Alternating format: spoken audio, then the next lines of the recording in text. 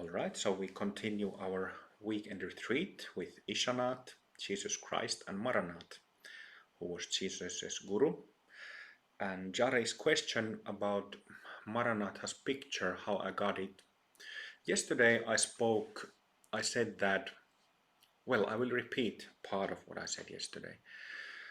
And what I said was that we are practicing yogis and yoginis. So this is not a belief-based religion we are involved with. And everything about yoga can be first-hand validated. So anything from subtle bodies, nadis, meridians, chakras, mahasiddha bhumis, gurus, differences in presence between different gurus. And yesterday I mentioned that I have a past life memory of Ishanath and Maranatha, and through that past life memory I know that they were a master and disciple, and then the disciple Jesus Ishanath, he became the most famous spiritual figure in the whole world, present world, history and culture. So a master became a guru of his own right.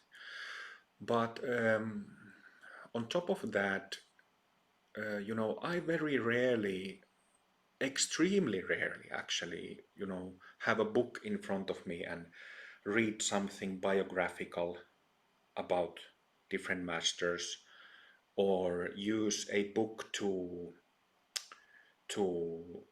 get some teachings on and material for my students to work. I do this extremely rarely. I don't remember when was the last time I did it, maybe years ago, but anyway, I don't really use that method. So I'm coming back to the point that anything and everything is verifiable or rejectable to yogis. Nothing is a secret. Nothing is a secret about Jesus. Nothing is a secret about Maranatha, Guru Padmasambhava, different lineages, different teachings. Everything is constantly available to us. All information, all knowledge. Okay? Including the knowledge, including the blessings and felt presence of Ishanath and Maranatha, like we experienced yesterday and will continue today, always available to us. Always. And also, in my experience, they have been master and disciple. Anybody can study this in meditation. Anybody, but you do need to have sensitivity, and also one's mind needs to be silent, so that one's mind doesn't interfere. One's mind needs to be silent, meaning that there are no thought associations coming from whatever you perceive, or it needs to rest in the clarity of the basic state, meaning that one must have, it needs to be silent or needs to have experiential experience of wisdom emptiness. So that's really required.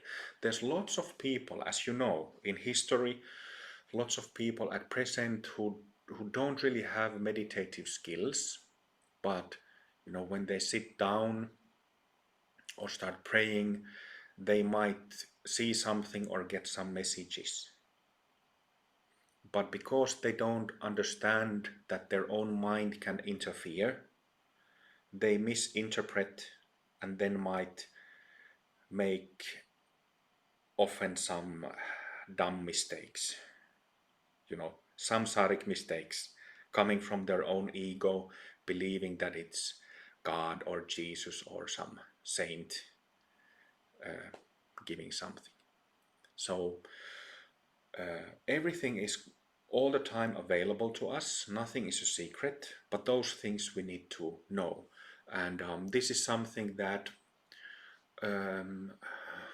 I always had my little mistakes when I was studying this under Sivakami, under my guru Sivakami, and uh, the main thing that she taught me is about being associated and in direct connection with non-physical masters, non-physical gurus, such as Jesus or Babaji and others. So that was the main teaching she gave me, and she helped me to really understand that dynamic. But understanding that dynamic requires understanding one's own psyche and mind, and anatomy of one's mind, anatomy of one's psyche. So what she taught me uh, is actually like a wide array of things related to meditation, yoga, mantra yoga, tantra yoga, and so on. But regarding your question, how did Maranatha's image, how did it come about? It's the way how I see him, how I remember him. Exactly.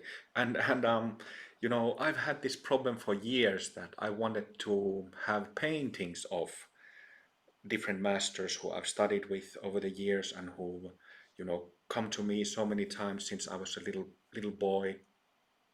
I wanted to have them painted. For example, like on the wall behind me, you can see Padmasambhava here, Guru Rinpoche here, and he's usually in this statue. He's a little bit smiling, but usually he looks like this in paintings and in statues.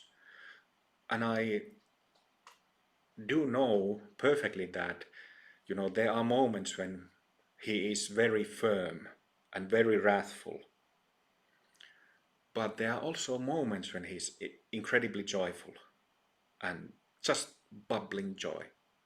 So for years I've tried to find painters and artists who could paint me Padmasambhava or some other gurus in a way that isn't traditionally done, because like Jesus, for example, he's often shown as this really melancholic and sad figure, and with brows like this and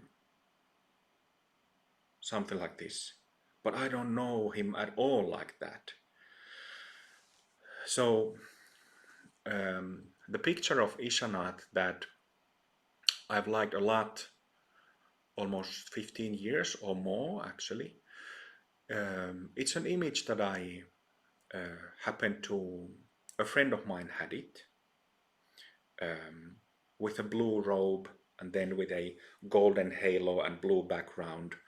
And I just recently, somebody online told me that it was made by an artist called Lynn Durham. I don't know if she's American or British or where, but Lynn Durham is the artist who originally drew that or painted that. And that image is, I think, pretty good presentation, except that I know Jesus as much more joyous. He's kind of like a pretty neutral, uh, pretty neutral face he has in that image. So in my experience, he's much more joyful, but his eyes are really beautiful in that painting. So I had this problem of finding artists, usually trained Tibetan painters, that's the one. The trained Tibetan painters, they refuse to paint Padmasambhava or Yeshe Tsogyal in any other form except what is traditionally accepted. So I've had half a dozen painters refuse my requests that haven't even been wild, just please paint me a happily smiling or laughing Guru Rinpoche, and they say that, oof, can't really do that. So there you have it, religious views.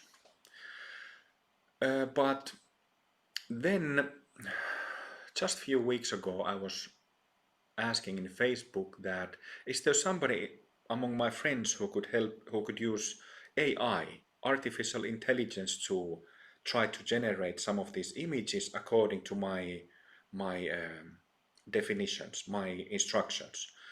And then one Sangha member, James from Canada, he sent me a message, and James was the one who, we've changed messages back and forth a lot to get it good enough.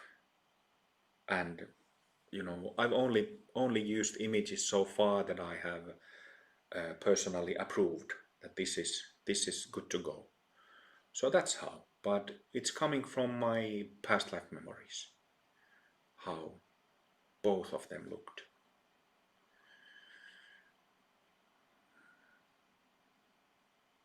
Yes, there was something else I was meaning to add. I started writing about Maranatha maybe like a month and a half ago or something, and I didn't mention his name first. I was only speaking about the Guru of Jesus because I didn't want the information to get out there through the internet without enough little bit of information and context to support this concept of Jesus as Guru. There's nothing in Christian. Well, there are like a vague preferences. When we speak of Christianity and Christian source material, there's tons of it. But none of that source material, and I've spoken about this with a Sangha member of ours, member in our Sangha who is, I think he's a professor in a Canadian university about early Christianity. So he's read all of it, he's known all of it. We changed messages a couple of weeks ago about this. So there are like vague preferences about Jesus's missing years. Vague preferences, but not solid information. Not solid information. So nowhere it is told that between the age of 12 and 30, Jesus went here and did this and didn't do that and didn't go there. There is nothing like that in there. So that's why, the famous Jesus's 18 missing years, missing 18 years. So I'll just tell it how it is, how I briefly told this story in my blog and in my Facebook, and I'll just tell you how I've come to this point that I have verified Maranatha as the Guru of Jesus. And like I said again, this can be verified by anybody who's listening, all my students, other people, possible to do that. But the way how I came to this point, knowing that Maranatha is the Guru of Jesus and that Jesus was a tantric yogi, tantric master who studied in Kashmir in India, that's where Maranatha lived, is in the following way. Many years ago, I was in church. I was baptized into Orthodox Christian Church. So in Finland we have two main branches of Christianity, other smaller ones, but the main ones are Lutheran Christian and Orthodox Christian. So it's a Russian Orthodox Church here, where all the prayers and chants are in Finnish. And I was baptized into that tradition, and I believe I heard the name Maranatha mentioned, which is in the Bible in two places. Maranatha, the name, is in two places in the Bible. You can check it out. So I think that I first heard that word being uttered in Orthodox Church, and then later in Lutheran Church, where I was visiting for some reason. And by the time when I was in a Lutheran church and heard that, I knew about the Nath yogis, the Natha tradition of India. That is ancient, it goes back way farther than Christianity and Buddhism does. So it is much older than, I can't even say how old, like 5,000 years, 10,000 years, easily. And Natha tradition still exists. So if you Google, go to YouTube, you can find video presentations of Natha yogis of today in India. So I heard that word being uttered in Christian church, and second time I heard it in Lutheran church, I went like, huh? Well, that's interesting, because it was just a word. There was no. It was like I said that in Finnish churches we speak and pray, and the Bible is in Finnish, so it was simply like this foreign word in the middle of other Finnish sentences and phrases and prayers. This one word that stood out. And I went like, well, that's interesting because it sounds like the name of a Nath yogi. Like it could be a Nath yogi name. And then many years go by and I start teaching, which happened 15 years ago in October in 2008. I started teaching and we started, like I just said, we practiced, I taught Kriya Yoga back then, which I continued just 2 weeks ago, and we did Guru Yoga with Jesus, Babaji, and Tirumular. So Babaji and Tirumular are very famous actually.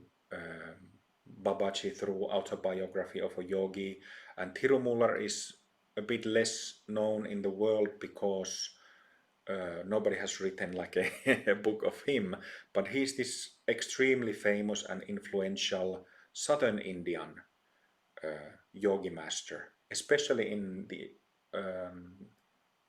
state of Tamil Nadu. He's very well known. There are Tirumular shrines, statues all over the state. So Babaji, Tirumular, and Ishanath Jesus. So that was since 15 years ago, and we've had so many wonderful blessings, transmissions from Ishanath and other masters since then in our Sangha. Of course, the people of our Sangha have changed a lot throughout the years. There aren't many people still around from since then, but there are few who've been around over 10 years ago when we still practiced Kriya Yoga and practiced Guru Yoga with these three gurus. So then at some point after Kriya Yoga, I felt the calling of Buddha Dharma and felt the calling of those masters who I'm fortunate to be karmically connected with, namely Padmasambhava and Yeshe Tsogyal, Machik Labdron, Dampa Sangye, and many others, as you know from the Mahasiddha family. There are many Buddhist masters supporting our mission. So it took how many years? Something like 8 or 9 years for me to, and for us to go through, for me to figure out what Buddha Dharma is, how it works, what it teaches, what are the specific exact points that it's trying to say and deliver, and how it all works according to Buddha Dharma. So it took me something like 6-7 years, 7-ish years to finish that process of figuring out Buddhism. It's a bit strange sentence, isn't it? Figuring out Buddhism. But, I'm like a engineer or mechanic as a spirit.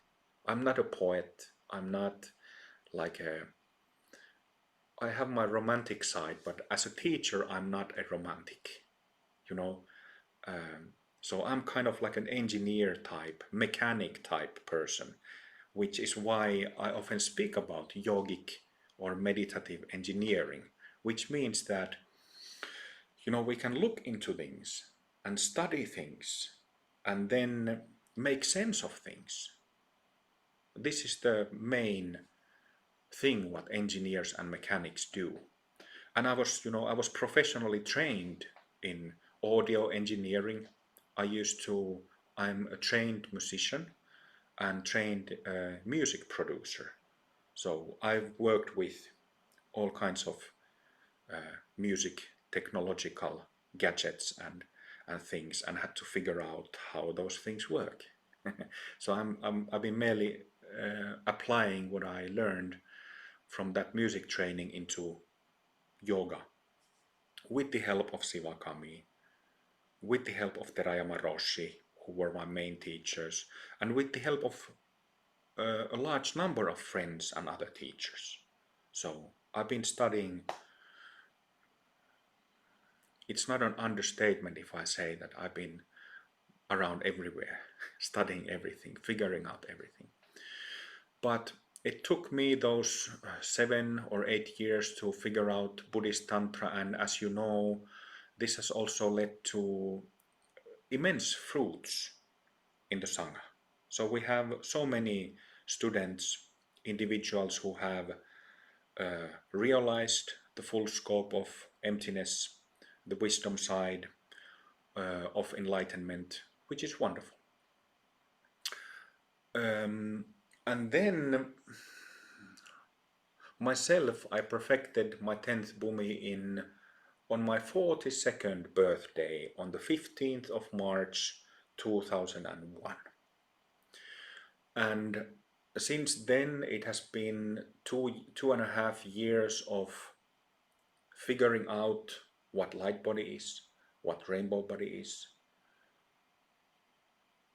what is the field of cultivation with light body, rainbow body, and just like I explained in detail yesterday, that's the meridian field where all that work happens.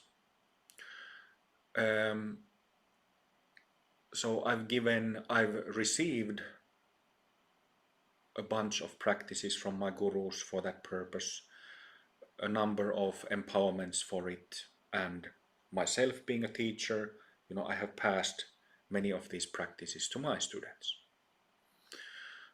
And then we've come to, after 2.5 years,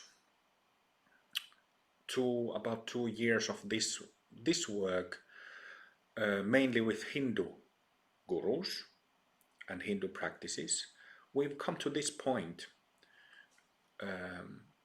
I knew it was coming. For about 2 years, I knew it was coming. I knew that there would be a time when Jesus came more into the front of the whole Amrita Mandala mission, kind of becomes the face of Amrita Mandala. For the fact that there are 2.4 billion Christians in the world. So, as great as Padmasambhava is, and very dear, very beloved to me, or other Oriental masters who are famous in Asia, as much as I love them, it is simply a fact that almost nobody knows who Guru Padmasambhava is in Christian cultures and nations, right? So this makes it very difficult and very challenging to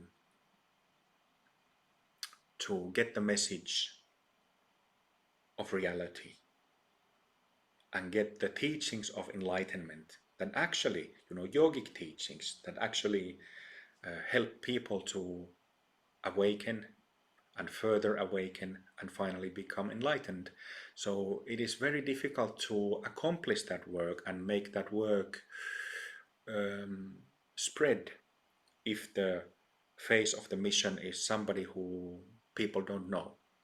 So I've known this, been aware of this for a couple of years, and now it's coming to a point when Ishanath is becoming the face of the mission, so that people can easily, you know, fortunately those images of Ishanath, Jesus, people can easily recognize him from Christian art, from Christian background.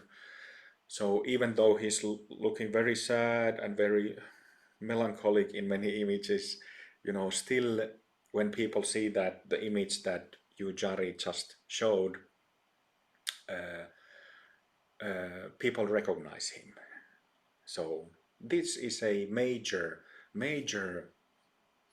helper for the mission and a way to communicate with people and connect with people. So Maranatha. So so years ago, I had that thought visiting a Lutheran church that, well, that's interesting. It sounds like a name of like a Sanskrit Dharma name, a name of a yogi, not yogi.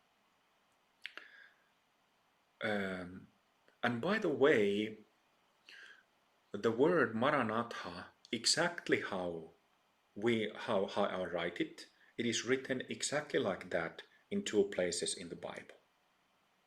And the thing is that Christian scholars and Christian academics, they think that it's an Aramean word in Aramean language, not Greek, but Aramean. And it can be translated in two ways in Aramean.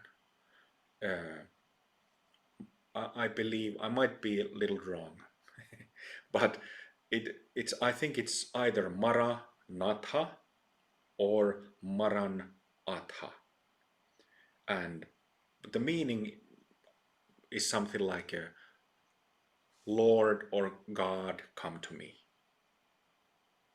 So when that word is taken as an Aramean word, it means like Lord or God, please come to me.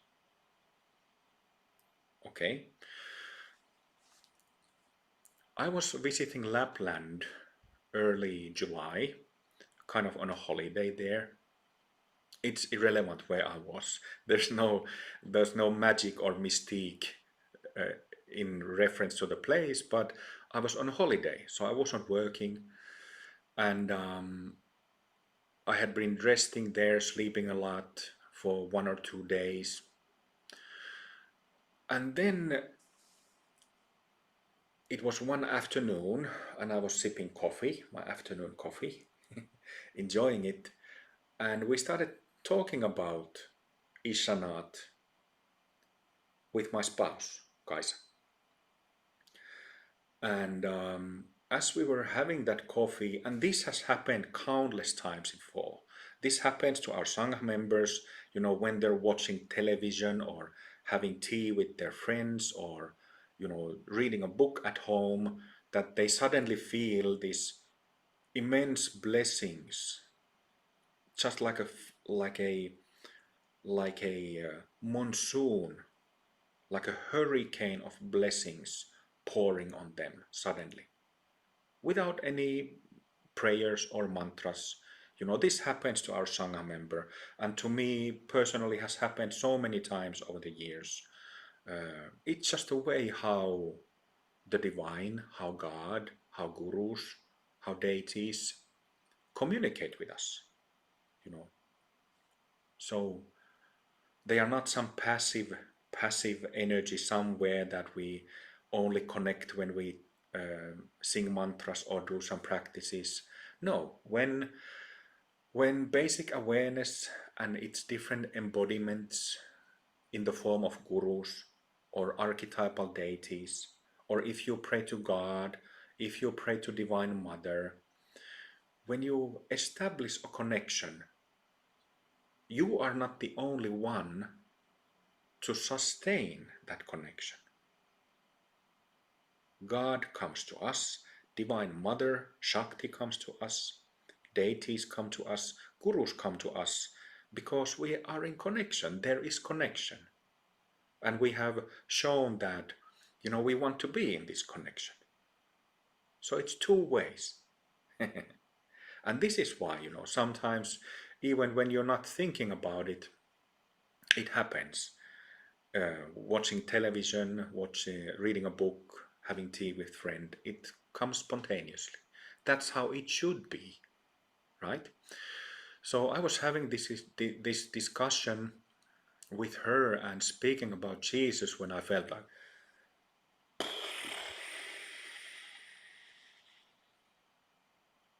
that was a good sound effect, wasn't it? I'll do it again.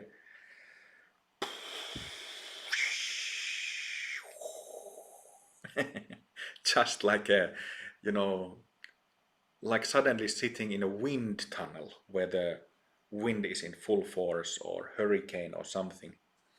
Just incredibly strong stream of blessings. And I recognized it immediately. It was uh, Jesus' energy, Jesus' presence. And then in a moment, I had that thought, that memory that I had returned to many times over the years. I hadn't studied it, hadn't looked into it from scriptures, or hadn't looked into it in meditation. But I had the thought that, okay, now it's time to look into that Maranatha thing. What is Maranatha, or who it is? And I simply had those past life memories flood in, like remembering everything like it happened earlier today. And just having this perfectly clear, diamond clear understanding, knowing that this was Jesus' guru. This was Jesus' master. I made audio notes that day, that evening, about all those memories, and still perfectly remember the main things about both of them. Maranatha's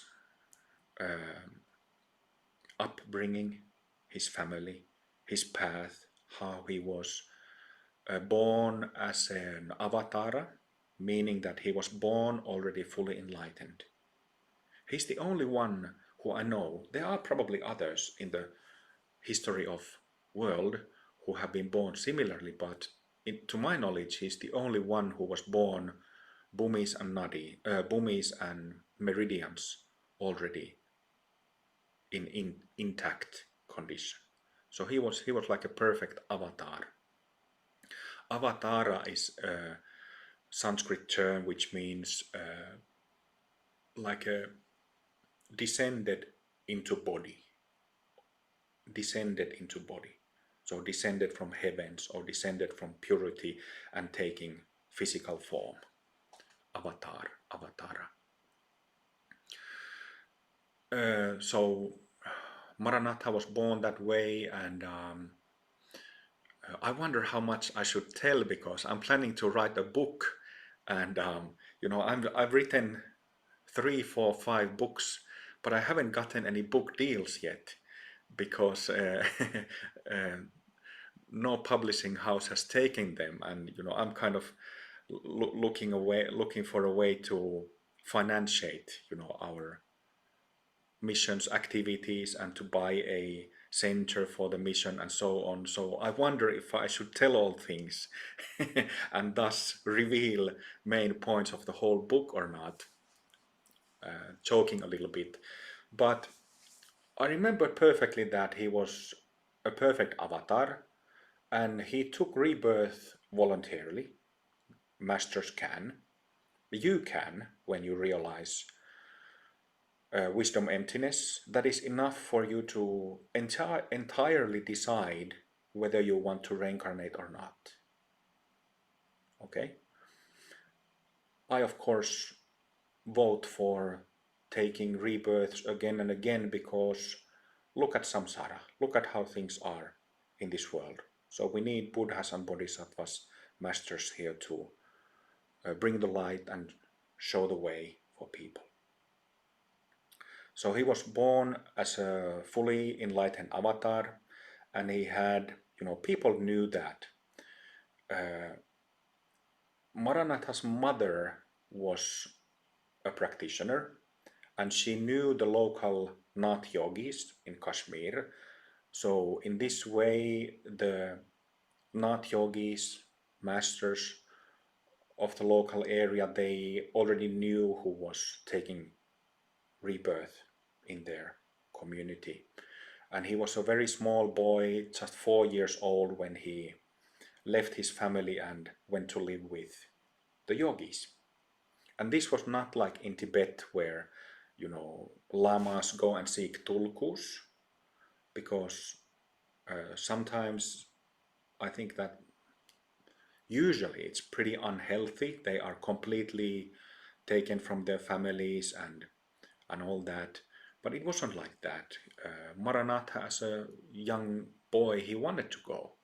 And he had, you can think of a small child, fully enlightened being in small child's body, perfectly aware,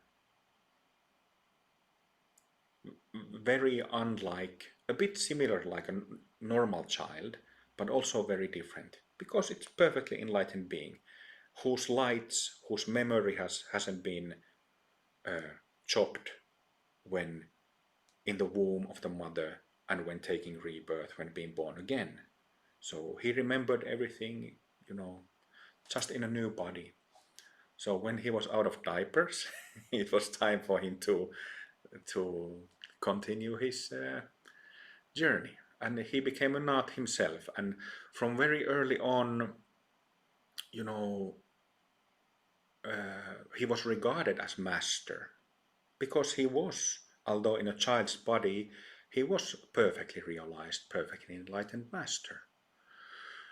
And then some years went by, and he was a young teenager when Jesus showed up. And Jesus was a little bit older than Maranatha. So Maranatha was 3, 4 years younger, 3.5 years younger, maybe. And that's, by that time, Maranatha was already, when he was a young teenager, he was the main master of the Natha community, of the ashram that they lived, the center that they lived in there. Handsome young man, handsome, beautiful child, and long story short, based on those memories that I have, is where the Maranatha's image, with the help of artificial intelligence that James knows how to use, how the image was constructed. What else? Yes, I was supposed to return to that prayer phrase, God come to me, how Christians understand Maranatha.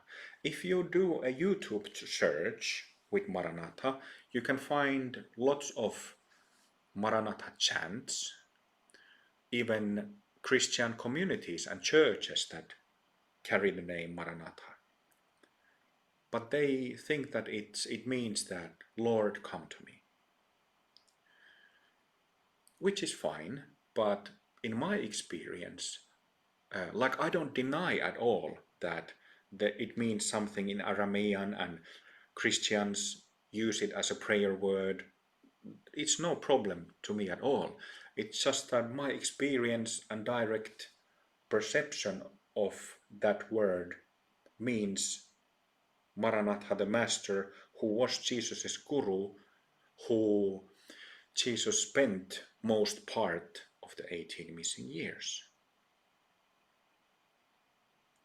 And I've also prayed to God, like I was speaking about yogic mechanical engineering. I've done practice with so many deities, so many gurus. I received easily over 300 deity empowerments from my non-physical masters, over 300 of them. There was a period in my life where I was receiving daily new empowerments of new deities. This was about 2013, 14, 15. There was a long period that I was receiving new empowerments every day. Uh, so, where was I getting to? So when I say that, that experience that I have from working with bhumi frequencies, the aura, different gurus of different traditions, so many different deities, my that's my experience, and that's my mechanical or engineering experience and expertise. So based on that, I can certainly verify that Maranatha was Isha's guru, and anybody can verify that for themselves. Oh yes, and what I was saying that if you pray to God, I actually just wrote today a Facebook post about this. Maybe I'll read it later today or tomorrow. But I practiced yoga and meditation, mantra and tantra. I wouldn't even say deeply, but thoroughly, in comprehensive manner, in both Buddhist and Hindu systems. There is not a single thing in Buddhism or Hinduism that is a mystery to me. Like I said, everything is available. Nothing is a secret. So we can really dive deep into all of that. And that's what I've done. And my experience of praying to God, which is lovely, just lovely. When you pray to God Almighty, there is a response. I've admired praying to God. I've admired who came up with the idea of God. Somebody came up with it. Our pure divine nature expressed as this God, as this being. Of course, this has been completely turned upside down, and as a result, you have a God that judges and condemns to people to what is that? Purgatory, hellfire, damnation, and it's this male figure, like a medieval idea that it's this male figure somewhere in the clouds or heavens who, even, and this is really, really weird and perverted, who keeps book of people who have sex or who masturbate. What kind of pervert would do that? What kind of pervert would say that God does that? So the original idea of God as this pure and wholly good being that is in all creatures, all human beings, has been completely distorted by different individuals. But that's not at all, in my experience, what God is. And like I wrote in that short note today, in my experience, God is the pure being in us and in all beings, completely pure, clear, full of love, full of kindness, full of compassion, without any harshness, without any judgment, and certainly not handing out punishments to people who have a drink or smoke cigars or enjoy themselves in life.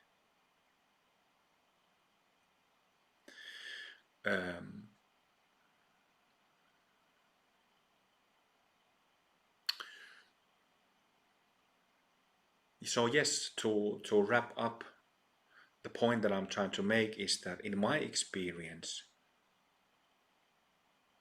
Maranatha does not mean, is not a phrase that only means is telling or asking God to come to us. When I pray to God, it is a different experience, different energy, very different feel, similar but different than when I pray to Maranatha, knowing that he's a guru.